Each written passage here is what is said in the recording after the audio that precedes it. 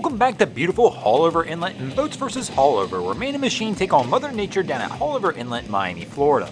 I'm your host, Broncos Guru, in collaboration with our boy Wavy Boats, and we are back down here at the inlet for another wonderful competition where the boats and their captains try and take down the champ.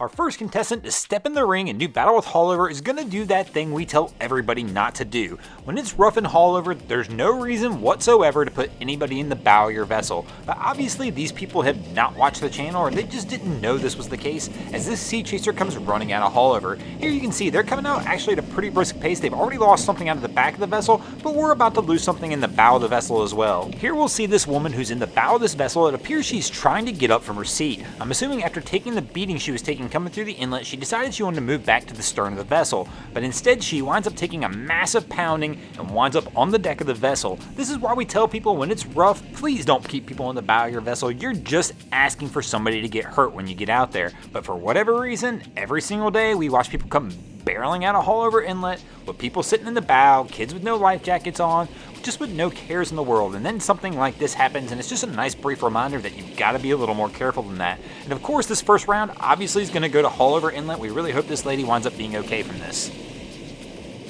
Our contestant in the second round isn't going to have the same problems our first round contestant did, as they're going to go ahead and come rolling through Haulover solo. Here we're going to see the SEAVEE 39 rolling through the inlet. Here everything looks pretty good so far. These SEAVEEs usually are pretty good contenders against Haulover. Even on a rough day, these vessels seem to handle pretty well. Here our solo captain looks pretty good. They found a pretty solid pace for these rough conditions that they're in. The SEAVEE seems to be holding its own with the captain behind the helm, and they're going to have a pretty easy roll straight into Haulover Inlet. Being a solo captain transversing through Haulover Inlet, you gotta be a little bit extra cautious. With nobody else in the vessel, if something goes wrong and you have to leave the helm, things can go wrong quickly, and this captain does an excellent job and easily takes a win for the boats here in the second round.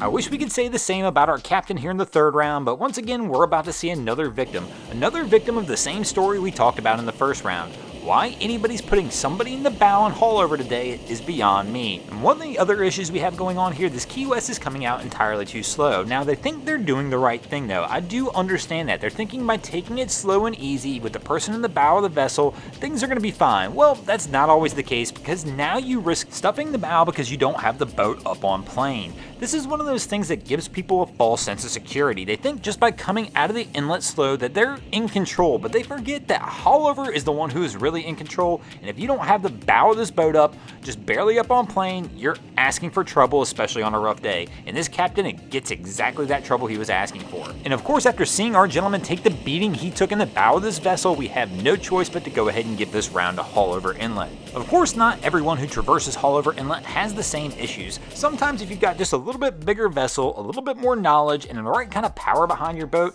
things just are made to look easy, kind of like this Midnight Express does. As it rolls through Haulover in the same day we've witnessed these other boats coming through. Right here when you watch this is what keeps people coming back out to Haulover. These guys just make it look easy, and it makes everybody think, I can go out there and tackle the champ kind of like these guys did.